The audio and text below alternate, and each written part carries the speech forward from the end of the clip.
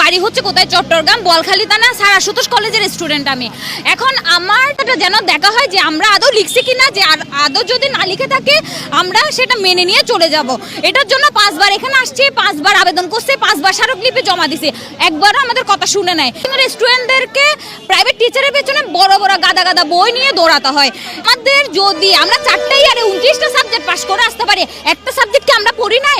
আজকে যখন রেজাল্ট দেখার জন্য চাই স্যারের সাথে কথা বলবো, প্রক্টর স্যারের সাথে কথা বলবো, এরপর কি করছে আমাকে 5-6 জন সিকিউরিটি গার্ড সবাই চেপে ধরে আমার পায়ে ব্যথা দিছে, হাতে ব্যথা দিছে। আপনি চশমাটা দেখেন, চশমাটার অবস্থা দেখেন, আমার চোখে ছিল। সবাই আমাকে ধরে চেপে ধরছে।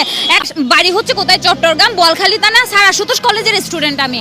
এখন আমার হলে সেম সমস্যা সবারই হয়েছিল। প্রথম যখন আমি পরীক্ষা দিছি রেজাল্ট দেওয়ার পরে, যে এক রুমে সবাই হচ্ছে অ্যাকাউন্টিং থিওরিতে ফেল।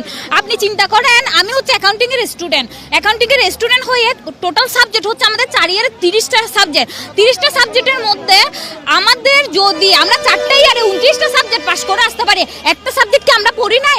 আর এই 29টা সাবজেক্টের মধ্যে প্রায় 20টা সাবজেক্ট বা 15টা সাবজেক্ট ছিল হচ্ছে সবগুলো ম্যাথ।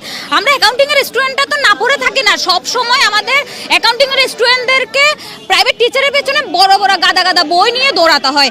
এখন এরপরও আসছি কেন, আমাদের খাতাটা যেন দেখা হয় যে আমরা আদৌ লিখছি কিনা, যে আদৌ যদি না লিখে থাকে আমরা সেটা মেনে নিয়ে চলে যাব। এটার জন্য 5 বার এখানে আসছি, 5 বার আবেদন করছি, 5 বার স্মারকলিপি জমা দিছি, একবারও আমাদের কথা শুনে নাই। এরপর হচ্ছে গত রবিবারে 27 তারিখ আমি আবার যখন এখানে 22 তারিখ এখানে যখন আসছি, হ্যাঁ বলছে স্যার হ্যাঁ আমাদের এই রেজাল্টটা দেখা হবে। তার জন্য আমাদের রেজিস্ট্রেশন নাম্বারও জমা নিছে, কিন্তু আমাদের রেজাল্টটা দেখা হয়নি। এরপর 4 তারিখ আবার রেজাল্টটা দেওয়া হয়েছে। 4 তারিখের মধ্যে গ্রেস মার্ক দিয়ে 5 নাকি 4 দিছে, মেবি গুটি কয়েকজনকে পাস করা হয়েছে। গুটি কয়েক বলতে আপনি এটা হাজারে 1 জন বা 2 জন, বুঝতে পারছেন? এখন এটা গ্রেস মার্কটা কেন দেওয়া হয়? এটা হচ্ছে আমাদের থেকে বাঁচার জন্য, বুঝছেন? আমরা বলতেছি আমার খাতা দেখান, খাতা দেখালে যদি আমাদের ভুল হয়ে থাকে আমরা নাক্ষর দিয়ে এখান থেকে চলে যাব। আজকেও সকালবেলা বলছে কি হ্যাঁ আমাদের খাতা দেখান, কন্ট্রোলার স্যারের কাছে গেছি, প্রক্টর স্যারের কাছে গেছি, খাতা দেখান।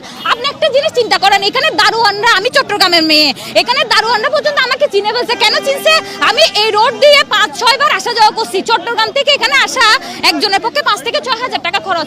আমার এই মধ্যবিত্ত ফ্যামিলির পক্ষে এটা সম্ভব না যে বহন করা, কিন্তু